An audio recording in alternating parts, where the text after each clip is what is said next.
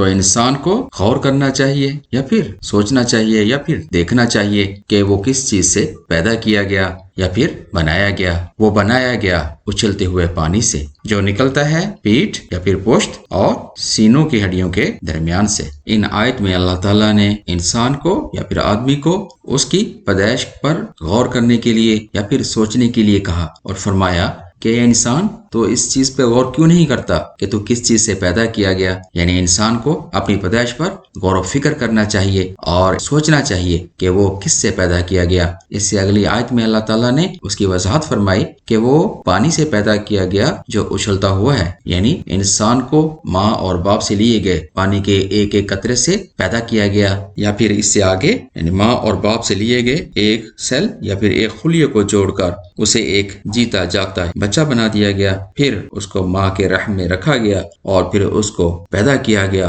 اور اس کو ایک انسان کی شکل دے دی گئی جس کے اندر دل، دماغ، ہڈیاں اور گوشت ہے، اور اس کے اندر ایک پورا نظام ہے جو کام کرتا ہے اس کو زندہ رکھنے کے لیے۔ اس سے اگلی آیت میں اللہ تعالیٰ نے فرمایا کہ یہ جو مادہ تولید ہے یہ کہاں سے نکلتا ہے؟ یہ سینے کی ہڈیوں اور پشت کے درمیان سے نکلتا ہے۔ تو اس سے مراد یہ ہے کہ مادہ تولید کہاں پہ پیدا ہوتا ہے، کہاں پہ اس کی پروڈکشن ہوتی ہے؟ تو اس کے بارے میں اللہ تعالیٰ نے فرمایا یہ سینے کی ہڈیوں اور پشت یا پیٹھ کے درمیان سے نکلتا ہے کہ مادہ تولید کی پروڈکشن میں انسان کی خوراک کا عمل و دخل ہے۔ انسان کے خوراک سے اللہ تعالیٰ جس طرح باقی چیزیں بناتا ہے، جس طرح اللہ تعالیٰ انسان کے خون کو پیدا کرتا ہے، انسان کے باقی جسم کو بڑھاتا ہے، گوشت کو بڑھاتا ہے، ہڈیوں کو مضبوط کرتا ہے، اور اسی طرح اللہ تعالیٰ اس مادے کو بھی پیدا کرتا ہے، اور اس مادے کی پروڈکشن انسان کے سینے کی ہڈیوں سے لے کر یعنی پسلیوں، ریبس کی ہڈیوں سے لے کر یا پھر پشت کے درمیان والے حصے میں ہوتی ہے، اور اس طرح اللہ تعالیٰ اس کو اس حصے سے پیدا فرماتا ہے جو ایک خاص عمل کے بعد انسان کی پیدائش کا سبب بنتا ہے۔